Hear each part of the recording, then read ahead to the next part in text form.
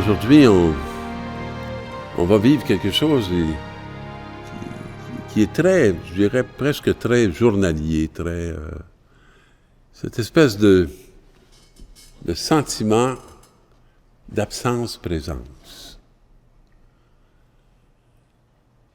Parce qu'on va vivre l'ascension du Seigneur. Puis, on nous dit, il avait enseigné depuis le commencement jusqu'au jour où il était enlevé au ciel, après avoir, dans l'Esprit Saint, donné ses instructions aux apôtres qu'il a choisis.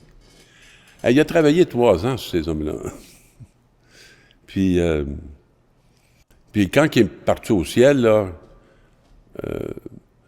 avec ses yeux, il était capable de voir vers où il se retrouverait bientôt. Mais quand il est parti, il restait beaucoup de chemin à faire aux apôtres. Et là, puis il leur a donné des instructions. Et l'instruction qu'il leur a donnée, pendant le repas qu'il prenait avec eux, pour moi, c'est un lieu tellement significatif, le repas qu'il prend avec eux. Vous savez, tant qu'on prend le temps de prendre un repas, là, c'est qu'on choisit de se donner du temps gratuitement les uns aux autres. Puis si en plus on est chrétiens, ben dans notre repas, Dieu risque d'avoir une place. Que ce soit par sa parole, que ce soit par la qualité d'écoute qu'on se partage, en plus du pain de la table. Alors, l'ordre qu'il leur donne,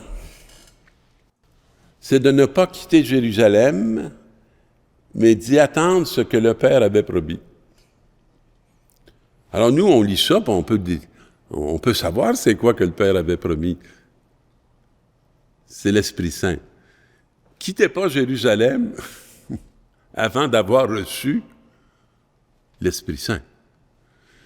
Et c'est la promesse que vous avez entendue de ma bouche. Jean a baptisé avec de l'eau, mais vous, c'est dans l'Esprit Saint que vous serez baptisés d'ici quelques jours.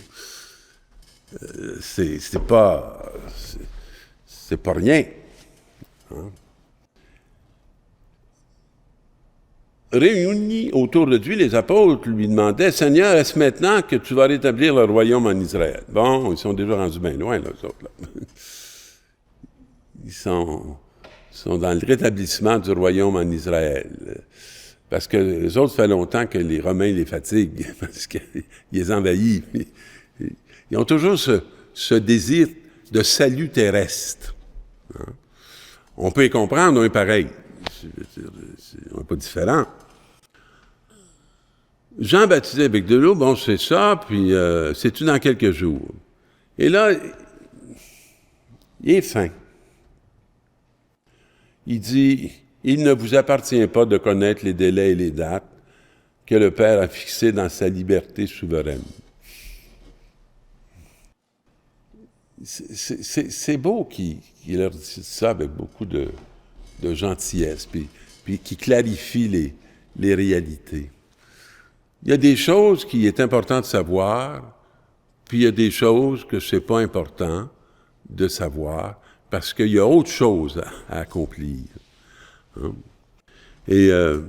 Mais vous allez recevoir l'Esprit Saint. Ça, soyez très attentifs à ça. Très attentifs à ça. Et vous serez mes témoins à Jérusalem, dans toute la Judée et la Samarie, et jusqu'aux extrémités de la terre. Alors, vous comprendrez que quand il dit ça à eux, l'extrémité de la terre, quand les apôtres vont mourir, la foi chrétienne n'aura pas atteint les extrémités de la terre. Mais elle va les atteindre. Et dans ce vous, on est inclus. On fait partie de ce vous-là. On n'est pas à côté. Alors, après ces paroles, ils le virent s'élever et disparaître à leurs yeux dans une nuée. nuée, il y a quelque chose qui est ombrageux un peu. Mais ils l'ont suivi. En tout cas, là, je me lève les yeux comme ça. Là. C'est ma vision du ciel qui est en haut. Et comme il fixait encore le ciel, où Jésus s'en allait, voici que 2 hommes en vêtements blancs se tenaient devant eux. Et là, ils avaient les yeux en haut, tout à coup les hommes sont en bas. C'est comme le ciel qui est rendu sur terre. Galiléens, pourquoi restez-vous là à regarder vers le ciel? Jésus qui est enlevé du milieu de vous reviendra de la même manière que vous l'avez vu s'en aller vers le ciel. Alors, pourquoi restez-vous là les yeux fixés en haut? Soyez attentifs à cette terre qui vous est confiée. Et il va descendre. Il va descendre par l'Esprit Saint que vous allez recevoir et qui va vous donner de pouvoir toucher la semence du ciel sur la terre. C'est vous qui allez en être les témoins. La deuxième parole tirée de l'Épître aux Hébreux. Car le Christ n'est pas entré dans un sanctuaire construit par des hommes, qui ne peut être qu'une copie du sanctuaire véritable. Vous savez, tout aussi beau que soient nos temples, aussi grands que soient nos temples, ce n'est qu'une image.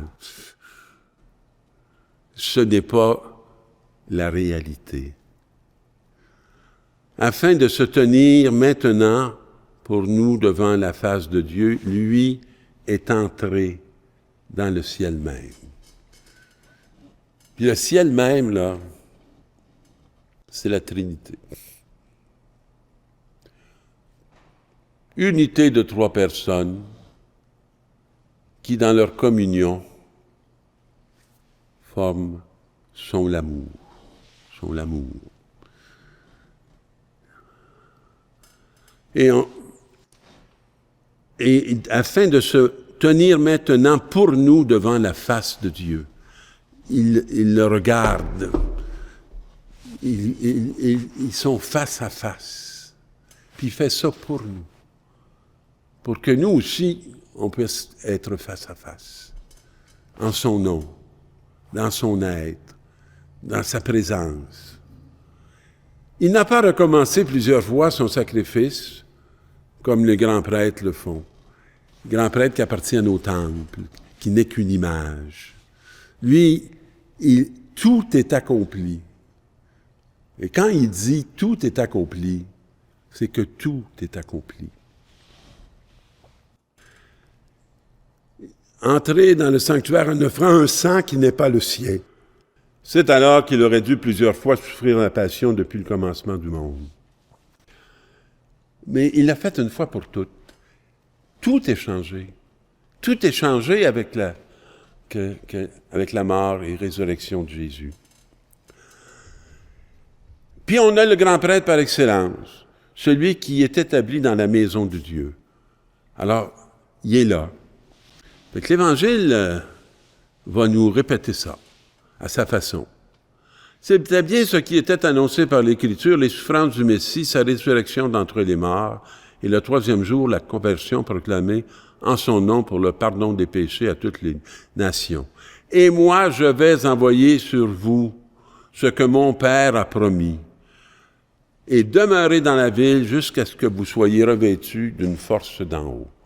Voilà la condition pour devenir un authentique disciple. D'avoir reçu l'Esprit Saint. Pas juste des études théologiques, non, d'avoir reçu l'Esprit Saint. L'Esprit Saint qu'on ne mérite même pas, mais qui nous a été mérité par ce Dieu qui nous aime, puis qui nous y a préparé par son Fils Jésus. Puis il les amena jusque vers Béthanie, Et levant les mains, il les bénit. Et pendant qu'il les bénissait, il se sépara d'eux et fut emporté au ciel. Ils se prosternèrent devant lui, puis ils retournèrent à Jérusalem remplis de joie. Il les a préparés à la joie. C'est quand même quelque chose de se retrouver dans un moment semblable, d'une heure aussi capitale, dans la joie. Ils étaient sans cesse dans le temple à bénir Dieu. Seigneur, donne-nous ce grand désir de louange puis de reconnaissance. Fais vraiment qu'on puisse toucher comment tu es à nos côtés et que, sans cesse, tu nous conduis vers le Père.